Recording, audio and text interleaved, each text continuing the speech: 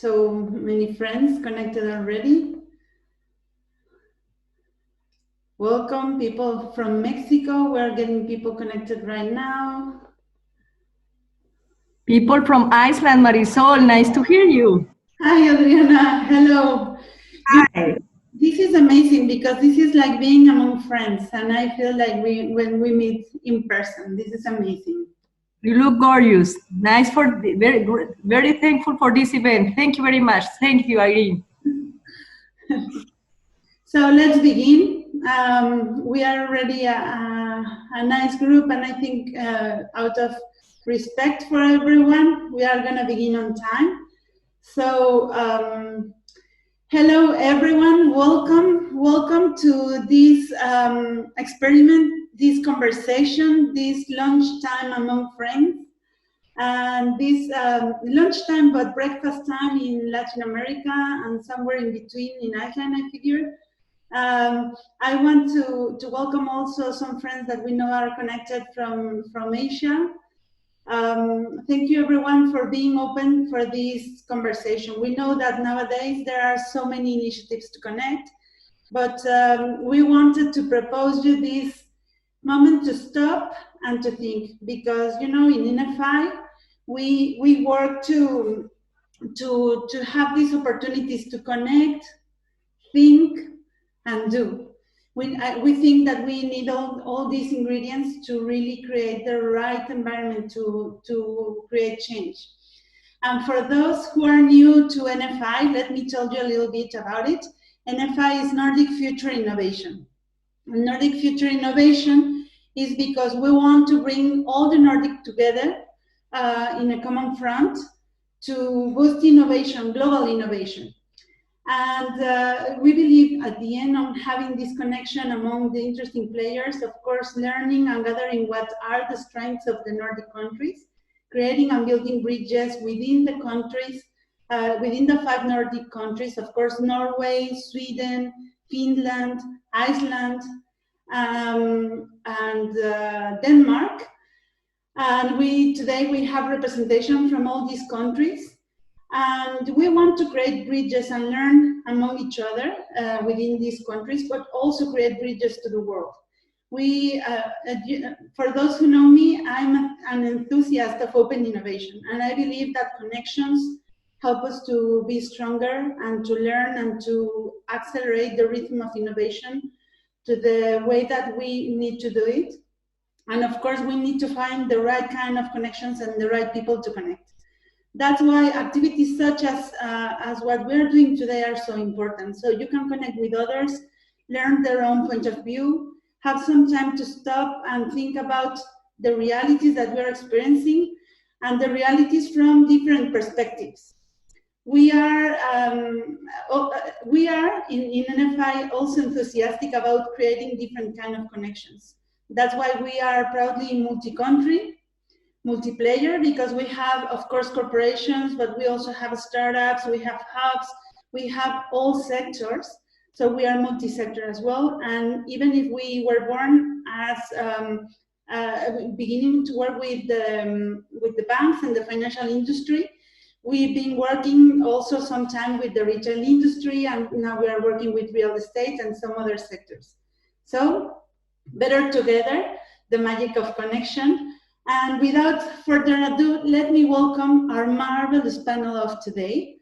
I will just mention them right now, and then leave each of you 2 minutes to introduce yourselves so you can tell the audience a little bit about you. I'm sure that you will do it better than me. And after that, we can open the discussion. Okay, so ready? You can do a little bit of drum roll in your head.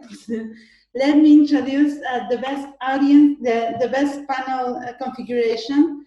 I am so happy. We are privileged to have the presence of these 3 amazing speakers today. So first of all, let me welcome Christian. Christian, I didn't practice to say your last name, sorry. Terrible. So it's Bjørseth in Norwegian or Bjørseth in English. So yeah. So that's me, Christian. I'm currently heading up the payment and ID department at Coop in Norway. Previously, I have my background from working within the retail and payments industry for the last 15 years.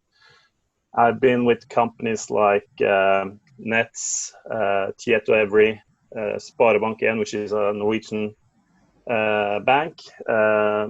In that bank, I work a lot with digital wallets, Mcash and Vipps, which is more of the famous wallets providers in Norway.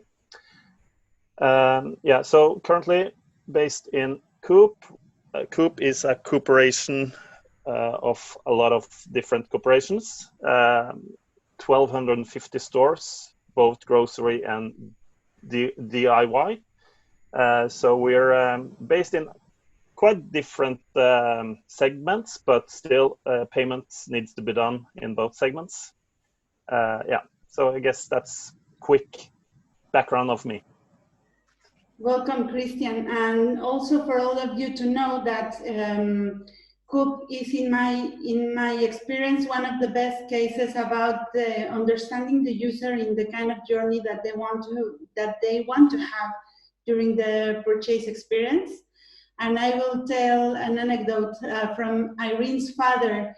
She always says, Irene, the CEO and founder of NFI, she says that her father recommends, he's 85-year-old, and he recommends to his friend the Coop app. So this is for me the best representation on how useful and how interesting is the experience for the users. So thank you very much, Christian. Then let me welcome also Brian Farrell. Brian, say hello. Hi, my name is Brian Farrell. I'm the founder and creative director of Farco.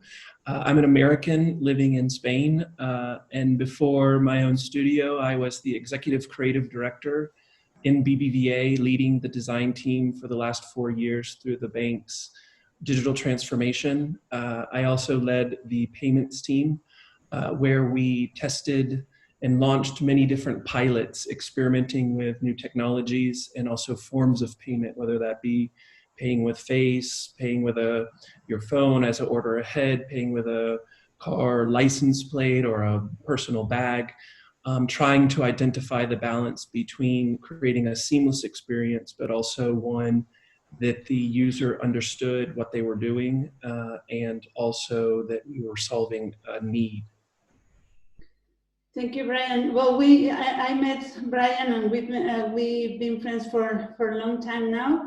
And one of the things that I think it's most representative of the experience and the way of working at BBVA is that we were connecting many different initiatives into this, or thinking about the business side, but also about the experience, and also trying to see if collaborating with the startups, for example, would make sense to improve our own design, or what was the balance on what we should develop on our own, or what can we collaborate with others to build.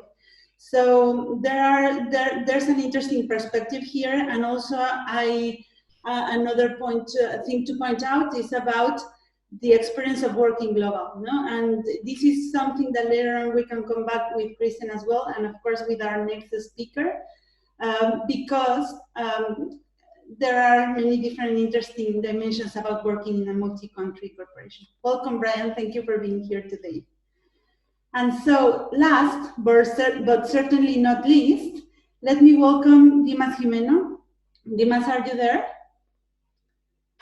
I don't see your camera. Yes, I'm here. Okay, say hello. I don't see you. Okay, I'm here. I see myself. I don't know if you can see me now. Yes, yes, yes. I can see you. Okay. Well, thank you very much for inviting me today. It's an honor to be with such a great speakers and amazing audience. Well, I've been executive chairman and CEO of El Corte Inglés until 2018. And now I am the founder and the executive chairman of a company called Ski Intelligence, which is choosing the best retail projects that are going to be the winners in this new normality for retail. So yeah, I'm having fun now. Much better than being directing a retailer, a traditional one, because nowadays it's a tough thing to do, as you all imagine. But yeah, and now having this privileged chair to really understanding the best solutions that integrate, obviously, the understanding of the industry, which is amazing, probably the biggest and the most amazing one that I know, but also mixing a bit of technology and innovation, of course, and also obviously financing, because we cannot understand retail with all the money and all the payments that are around. And what this means for the banking and financial industries, it's amazing. So again, thank you very much for being here. Thank you, Dimas. I think really we are lucky to have this, the combination of the panel today. And later on we can go also deeper, but for all those who are not that familiar with the Corte Inglés is the store to go in Spain, no? Like it concentrates all kinds of services, and I think the best thing to say about El Corte Inglés is how they keep the relationship with the customer in the long term. And this is also something important to keep into account while talking about retail. So you all see that we are having an interesting beginning point for the discussion. So I will do a first round with each of you for our question, for beginning our discussion. And in this case, as you can see, we have like the supermarket perspective from Coop, then we have the banking perspective from Brian, just so to speak, and the general retail perspective from Dimas. I want to ask each of you, we are of course living these weird times, at least to say the least. In your own perspective, what are the main challenges that you are living in the industry you're working on, or what would you say is the biggest challenge that we should address to make the next breakthrough or to keep growing with the payments in the retail? So, Christian, you go. Yeah, so thanks a lot. Well, for us, the COVID-19 has been an eye-opener, I would say. We, due to the geography of Norway, we haven't actually done home deliveries on groceries. So we've done that on do-it-yourself building supplies, but not on home groceries. So actually that was one of those projects directly that came out of this crisis. Actually, we started a project in 2 weeks and set up a home delivery service. And luckily we are... just 2 weeks? Just 2 weeks, yeah. So imagine we worked, well, day and night. And we also had to bring in a lot of help from our suppliers, obviously, like Aera, which is a payment company that we co-own with our biggest competitor in Norway. But I would say that the COVID-19 has brought out a lot of joint effort in the payment industry and the industry in a total, because what we see is that a lot of branches are struggling, but for us in the grocery, we're not currently struggling because travel has made our revenue rise. So it's people don't go abroad anymore, so they have to buy their groceries back home, and obviously that drives our revenue. But that will change, obviously. So what are the main challenges for us in the time to come? I would say that the move from the physical stores to online is new for us. That might possibly give us less impact on the customers, because today we are able to give a lot of impact when they are in store. We are building a lot of solutions, as you mentioned prior as well. We built Coop Pay, which was supposed to help us to build a seamless customer journey for our members to both do their member registration and payment at the checkout. So those things has been growing very fast. So I would say we had in our wallet solution a 40% growth during the last couple of months. We also see that contactless payments are growing. In Norway, no retailers actually had that turned on until November last year. And now we have 70% of our transactions or card transactions in store contactless. So obviously COVID-19 has pushed those services a lot. But we also see that for us, the main challenge in the future will be to keep the interest from our customers and our members. What we see is that online is getting stronger, and we need to prepare for a future where we know that big players, market players, platforms are trying to get into our market with payment solutions.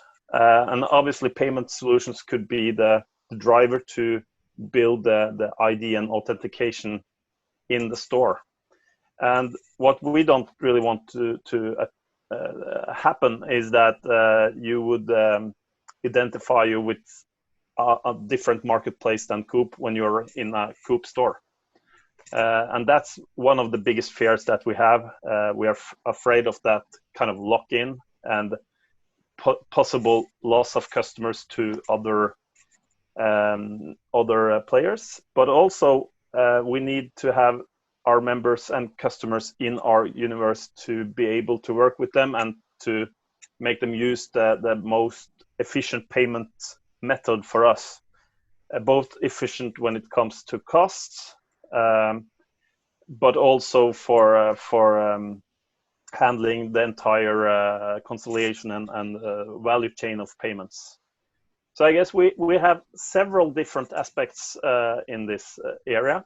And just one last thing, when we looked at the development prior to COVID, we worked a lot with the PSD2, looking at all those opportunities that the roles within PSD2 could give us with account-based payments.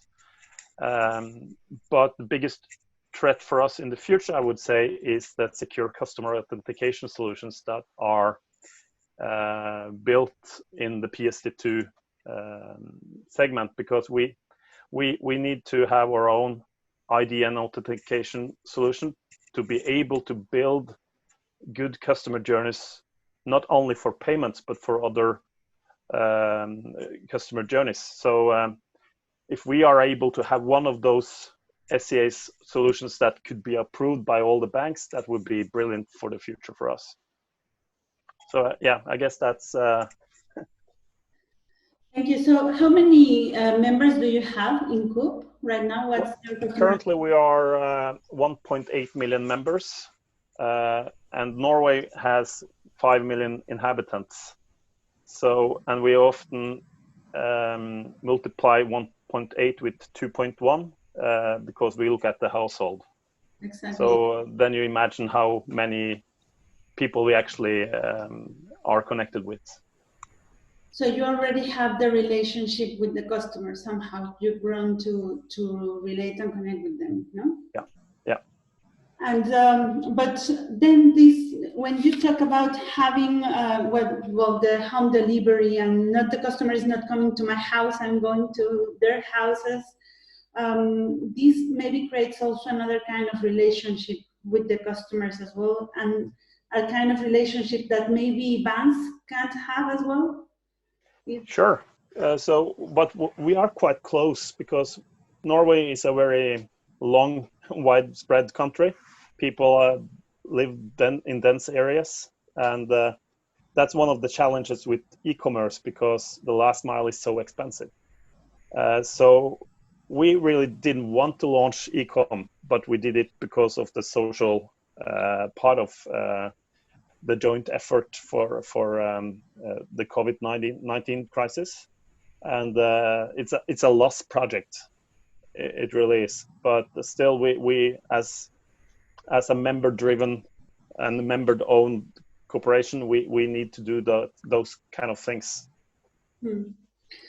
Thank you very much. Thank you very much, Christian. Let's switch now to, well, I will use the same order, to Brian, and for illusions, because Christian was talking about also the financial industry, no? So here, how can we relate? How's the relation between banks and retail, and the experience with the user, and who has information, and also your own perspective about what you learned or what you know about the payment experience?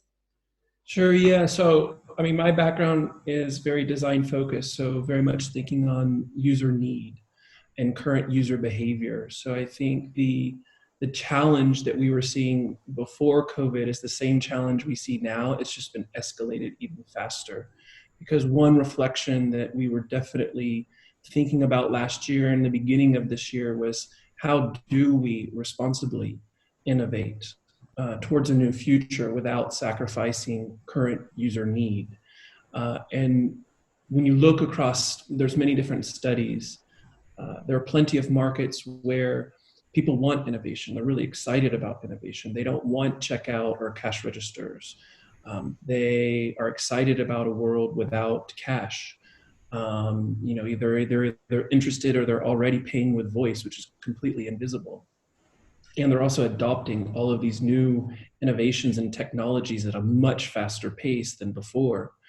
But then when you look at their user behavior, there's a challenge there, because in a lot of our markets, or in the markets of BBVA, people had really unhealthy spending habits.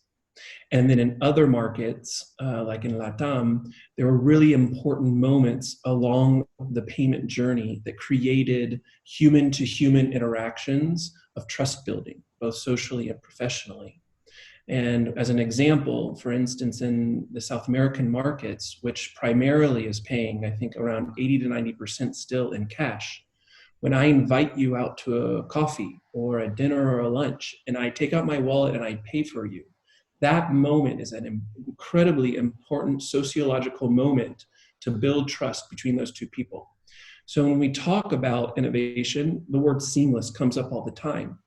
And a lot of times people translate seamless into removing steps, creating more invisibility and less friction. For us, what we're really trying to think about is, how do we responsibly add in friction so that we ultimately are meeting those needs of the user, whether it be in certain markets that have unhealthy spending habits. How do we become the steward that helps them create a better, more healthy financial future? In markets that really need that moment of trust building, how do we add in those moments, yet also create a more seamless experience and a more digital experience? So this idea of innovation, yes, we all want to move forward. Innovation is very important, but how do we not forget and sacrifice current user need, I think, is a challenge that we had before COVID, and definitely now, where the whole world just wants to move even faster into the future with innovation. How do we maintain the user and user need and current user behavior at the core of our decisions? When you say like the right kind of frictions, what would be an example of that? Yeah, so for instance, Uber was a great example. In 2012, when they came out with surge pricing, there were a lot of people on a Sunday morning that woke up on that first weekend with $100, $200 charges, because they kept the exact same experience. And all they had to do was add in, during surge charges, one page that has the users confirm exactly that they want to move forward with that charge and what the estimated price will be. That removed a lot of burden off the user, but it was one extra step of friction that really gave the user the right information to make the best decision for them. Another one, Bank of America in the United States, they were seeing, they completely removed a lot of steps from transferring. And what they saw is, at the end of the month, they started to receive a lot of fraud complaints, because people had completely forgot that they had made that transfer or that purchase. Now, fraud complaints are very, very expensive for banks to resolve. So all they had to do was add in an additional step, also making sure that people confirmed the transfer or the payment so that they knew exactly what they were doing. And that also reduced the amount of fraud complaints at the end of the month. Interesting. And also interesting that maybe we can later come back to it, the different kind of experiences and the trust building, not only between the institution and the user, but also in the community. And of course, I once heard someone say that we don't realize it, but money transactions are omnipresent in our daily lives. No? Everything we do at the end has a relationship with money and of course with payments. But let's go back to you, Dimas. And thank you, Ryan. Connecting also to what Brian said, I think the trust issue here, and another thing that Christian said, is that retail in the market, supermarket zone was increasing, but that's not uniform for all retail. And for example, in Corte Inglés and many other retailers haven't even experiences about that. What's your perspective on that? What are your insights? Yeah, well, I confirm everything that was said.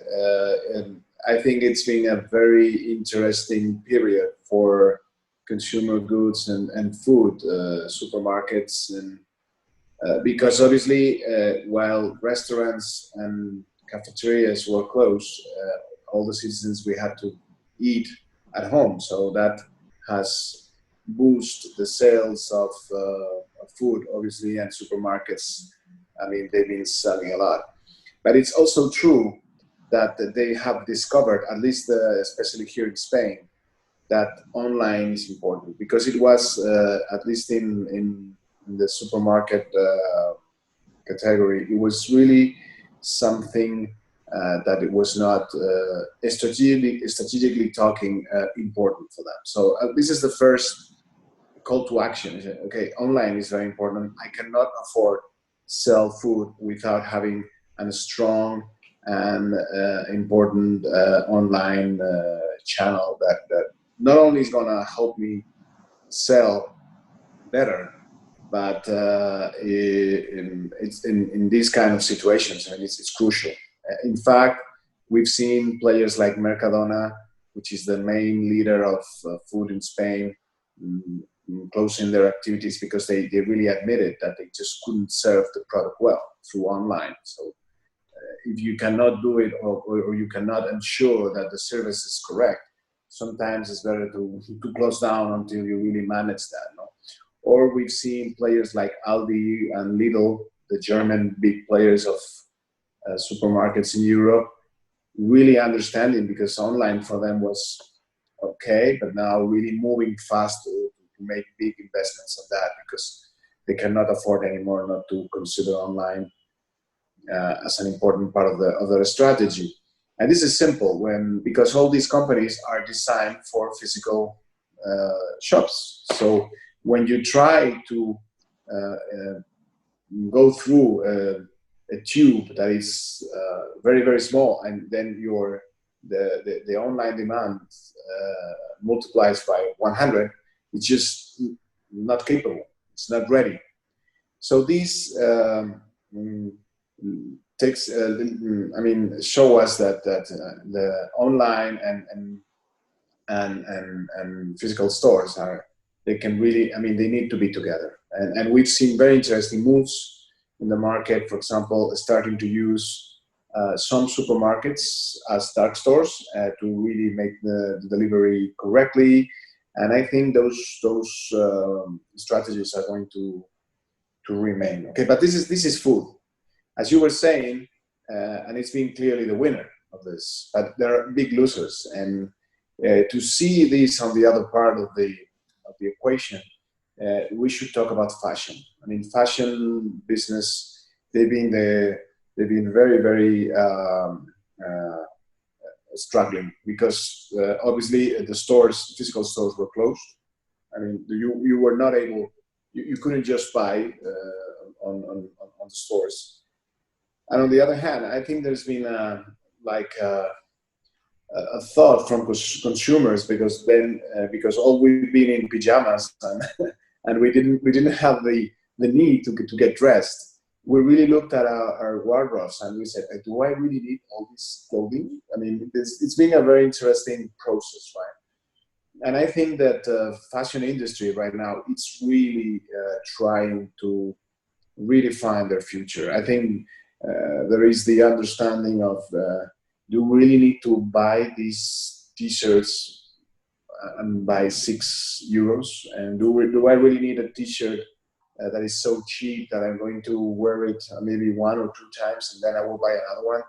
And should I look where do all these products is made?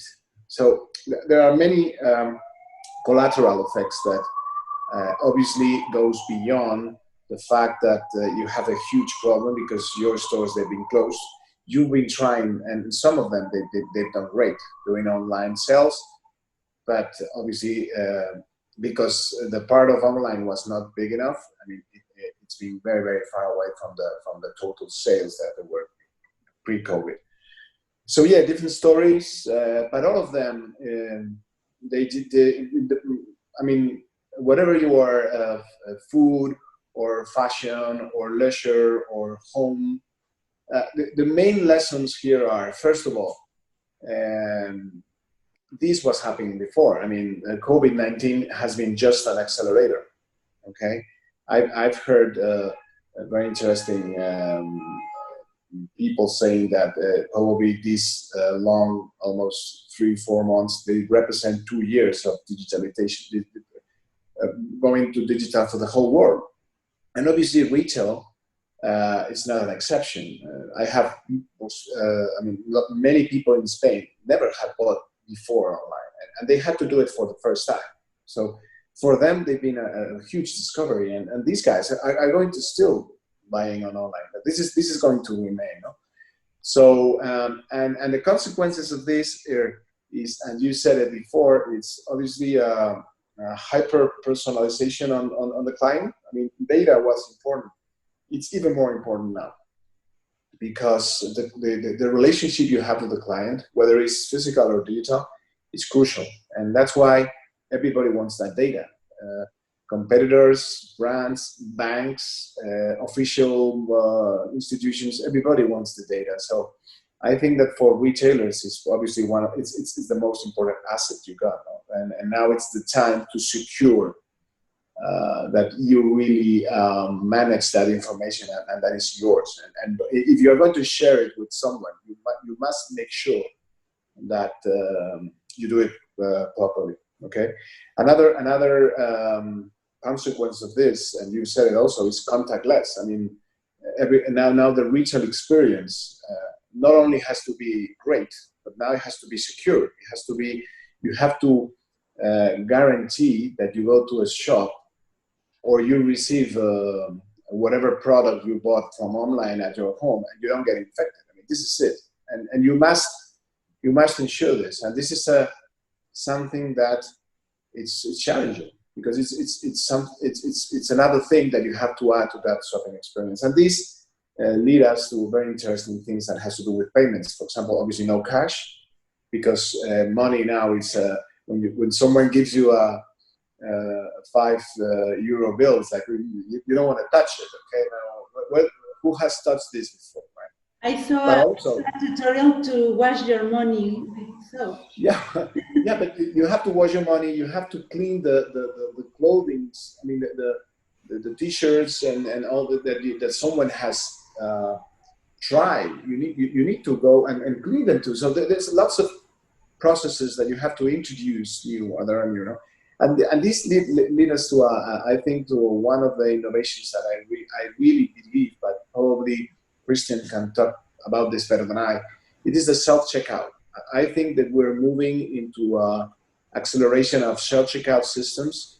First of all, because they ensure contactless, but also don't forget that for retail, it's going to be a huge, interesting way to reduce operating costs. Because at the end of the day, when you install one self-checkout, I mean, you don't need cashiers, okay? So, or at least you need less. So this is one of the examples of the innovations that I really believe that we're gonna see that they're going to be developed. Of course, if you talk about China, I mean, I had the chance to see supermarkets there. I mean, they're crazy, the things they're doing, facial recognition.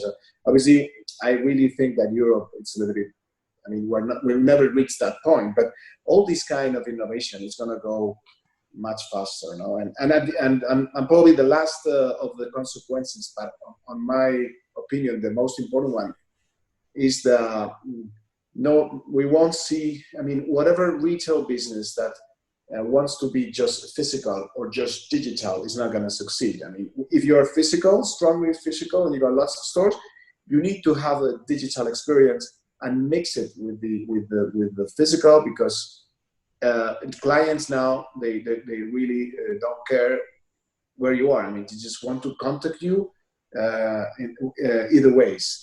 And the most interesting thing, if you're just digital players, they just understood that they also need stores, because they need to have this contact. They need to fulfill this customer journey that Brian was talking about. So amazing times, lots of consequences, but probably the most important thing is acceleration of what was already happening. But now there is no excuse at all to not to move on. I think this is an interesting point to recall about the mix between trust, and now we're talking about trust and security is also health security, money security, the identification and identification. We are also talking about sustainability and this new trend of making sure that what you are spending, what you are buying, what you are doing is sustainable, and the conscience on what we are doing.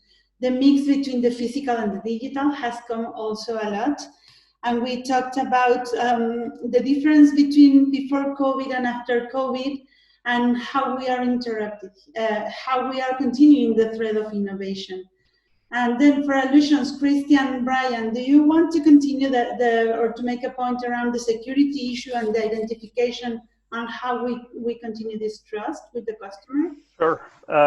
So I think Dimas touched base a lot, because he talked about the self-checkouts. We started a project doing a lot of more self-checkout even before COVID-19, but it's not going to be less self-checkouts in the future.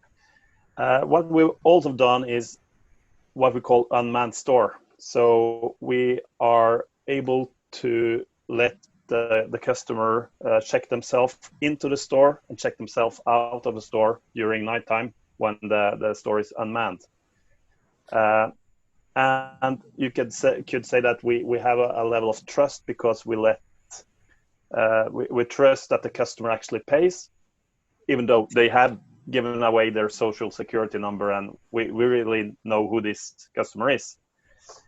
But it says a lot of where we're going. And the reason why we've done this is obviously because we are interested to see how could we keep stores in rural areas of Norway, which maybe have less people to pay the salaries. So if one person can support 2 or 3 stores, that would be good, because then we can keep the stores open.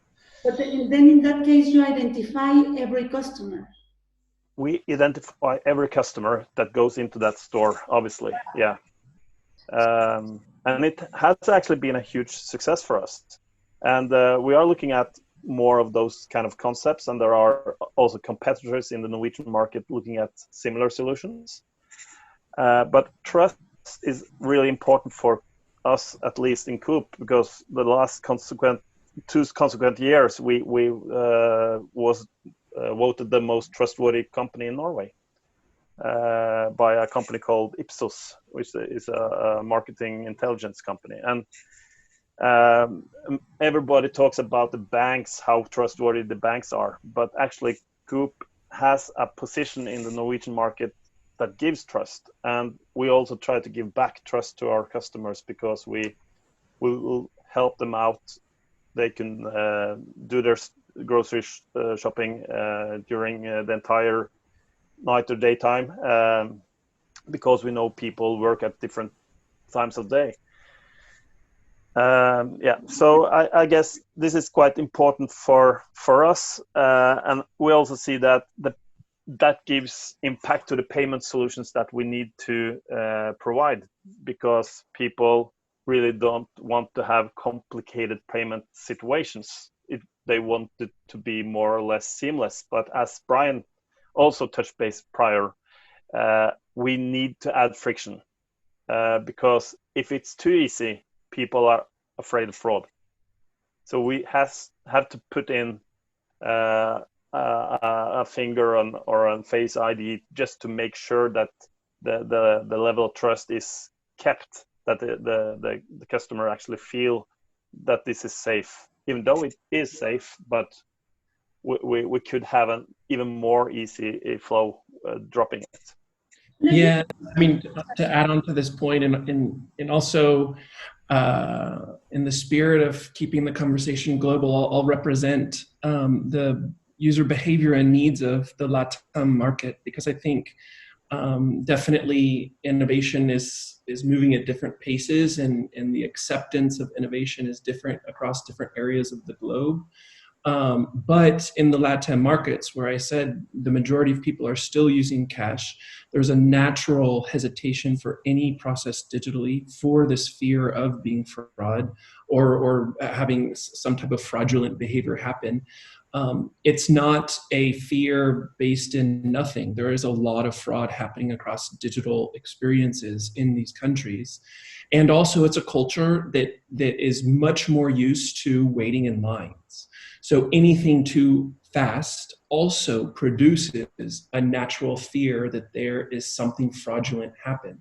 So what we have seen is it just requires a much more defined process, showing customers the value of just information, creating a relationship with them where the information is always correct, so then they begin to trust that information, and slowly building in more automated processes. And but it requires a much more defined, longer process of accompanying users through true information over longer periods of time to develop that trust before full-on innovation can be implemented. But we're talking about trust, and we had one of the NFI conferences last year. I think it was in November. We were in Tromsø, by the way, beautiful Tromsø. We were discussing about trust, and we had some interesting debates there, because what trust means. Now, in this case, trust might be reliance. I rely that whenever I do an operation with this bank or with this retail store or with this company, it will be safe. No, it might be reliance. Or I trust that if I buy it, it will arrive to my home. No, or I trust that my data, you will keep it safe. Or it might be like a more loyalty, an interpretation of loyalty. No, and you take care of me, I take care of you, we are brothers. No, and in this experience, what's the value of trust in the user journey? Is the trust more the reliability, the safety of the process, or that I know that you take care of me part? What's the most important in this part? I would say it's really contextual. So in what context are you needing to trust someone? And that's just touch basing what Dima also said, that data is key for retailers in the future. And what we see is that payment solutions are used to bring you into a universe where the retailer can gain data.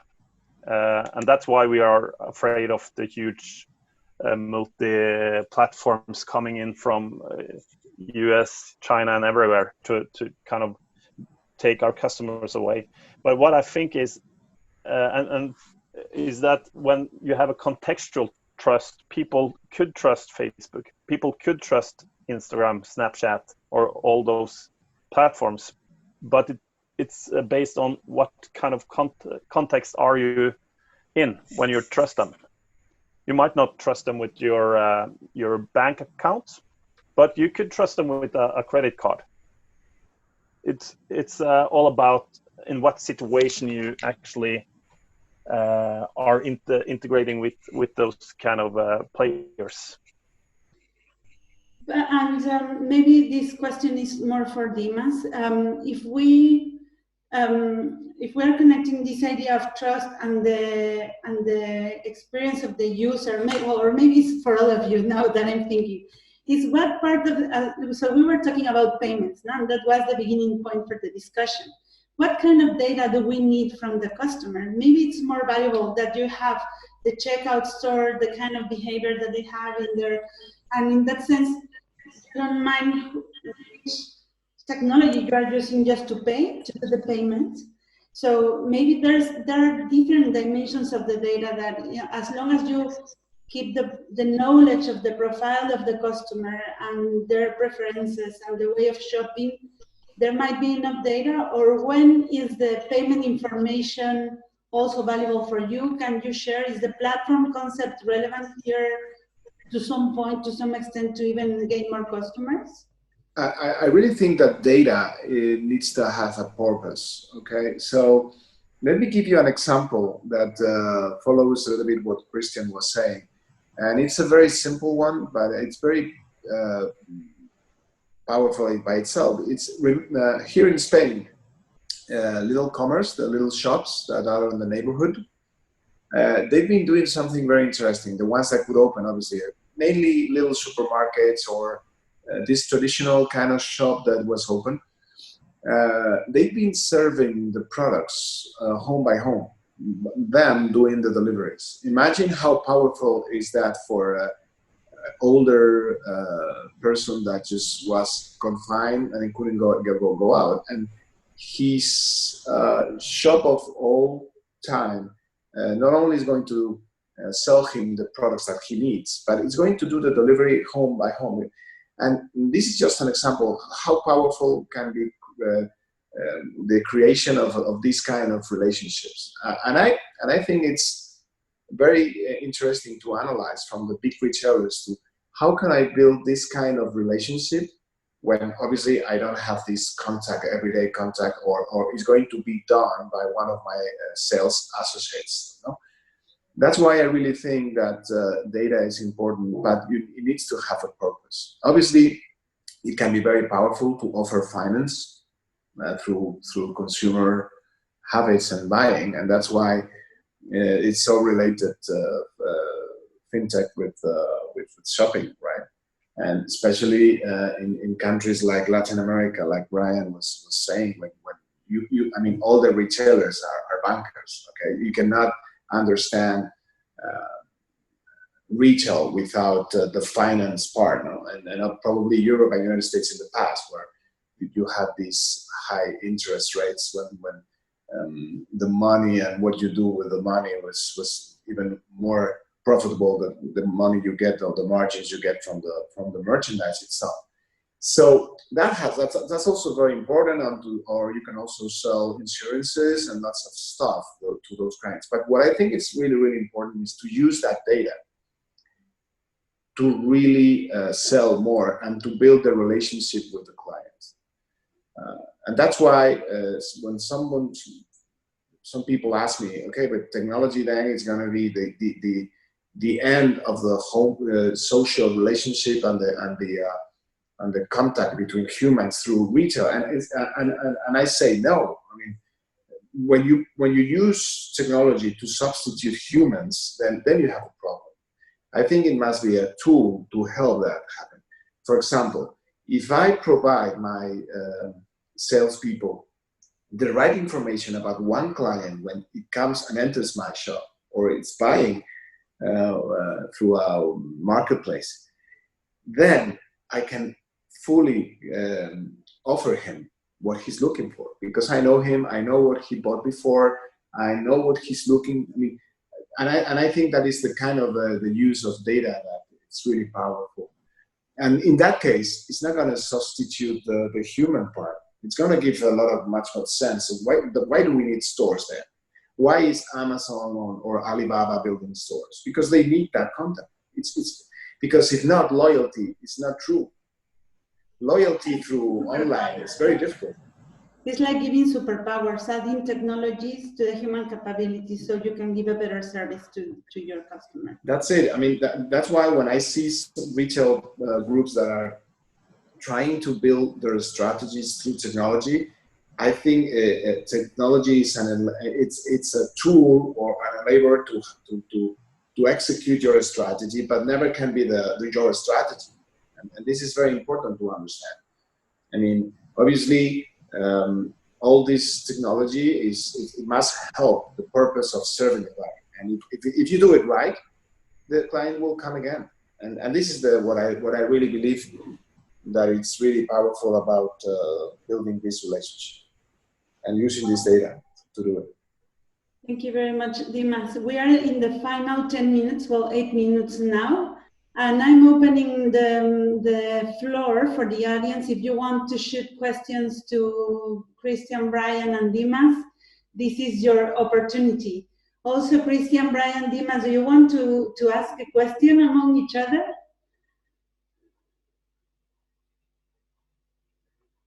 I think, I mean, they are experts about how payment is, I mean, the role of payments and how this relationship with clients should be. I think we've learned a lot, and their insights are very powerful. So, yeah, I mean, maybe I would ask Christian, but he said it already. I mean, self-checkouts are important, but I mean, you want, when I visit, for example, one Amazon Go, for me, and he said it, right? You need the person, I mean, the friction.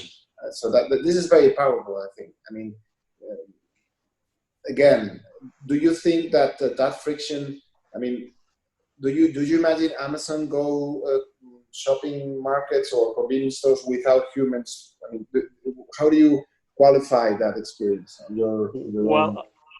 Obviously, it's very seamless, and when you walk out, you kind of feel that you've stolen something.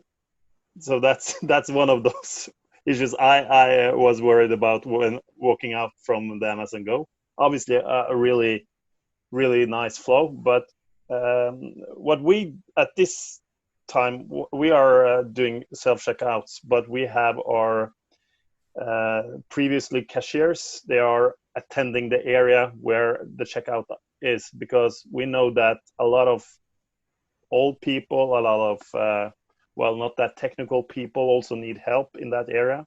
We need help to do sales of alcohol, tobacco, to check ID. Even though we've used the previously spoken about the SCA solution, Secure Customer Authentication solution, to build seamless processes to buy and identify your age, we still need that human touch.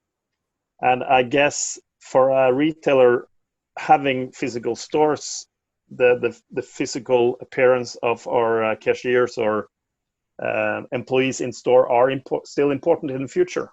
But what I think we will see is more, we will see more separated channels that need to play together. The online need to play together with the physical. The app need to play with the physical stores, and the entire customer journey will be changed. And that's how we also see payments and where payments are going, because with Coupay, we kind of said that we don't need a payment terminal because we do this as an e-com solution. Our challenge there is that the card schemes don't support the way we do it. We have a very secure solution, probably one of the most secure solutions, but still the card schemes don't have a support for those kind of solutions. So we are kind of innovating faster than the market players, and that's a problem for us. Just to this self-checkout point, we tested many different pilots removing this point of the payment flow. Every single user had a concern around, if they participate in this innovation, are they contributing to someone losing their job? So it was very important that the company could show that they were reskilling their employees instead of letting employees off. And I think one great example of this is Decathlon, which is a French, but also here in Spain, department store for athletic apparel and goods. They do a great job. They're also innovating quite significantly at this point of checkout, removing people, but they're retraining all of their employees to be out on the floor as experts in a specific area, which actually provides even more value to customers and creates even more loyalty. But it's very much tied directly to a value of their brand, and they can communicate that and message that really strongly. We have questions from the audience. They say, well, one person is asking for Christian, do you know how much your online sales grew during this COVID era, and if you expect this to maintain? Well, I don't have the actual figures. I know that for our DIY, we have that growth on over 40%. So Norwegian people like to remodeling their houses. So I guess that's why. But for the groceries, still huge growth. And because we have close borders to Sweden and Denmark, and a lot of the grocery are cheaper in those countries, and all the border communities are driving over and buying groceries. But now the borders has been closed, so more grocery shopping in Norway. Yeah. Okay. So we have 3 minutes left. We had questions from the audience. What is the role of the government about innovation in payments? Should it intervene, or at least be the invisible hand? We also have a question about how is it important to support local small businesses, or maybe try to Amazon everything that we shop. Or we also have when different people have information about someone, how can we avoid feeling that there's an invasion of privacy? You know, so I would like to answer 2 of those anyway. So let's start on the last one. The privacy is obviously very important for us in Coop. What we do is that we have this consent that everyone needs to give to give us to collect all this kind of data. And the reason why we would like to do data collection is obviously the coupon program that we have. So we have personalized coupons sent out all the time to our customers on the groceries they tend to buy. And that's something that people actually would like to have. If they would like to opt out, they could do that in our with changing their consent. When it comes to the question, with the data I give you, I have value back, no, so to speak. Yeah. So yeah, that's how we do it. So, and when it comes to this government interference of payment solutions, I would say in Denmark they actually have had some sort of interference from the Danish authorities when it comes to Dankort. So recently there came a new business model on Dankort. Which is quite interesting to follow, because they are changing to both a fixed pricing and a percentage pricing in order to be more competitive towards Apple Pay and other third-party pays. So in order to keep national schemes, you might need to have that local interference. And then it opens the door to the interoperability issue among countries.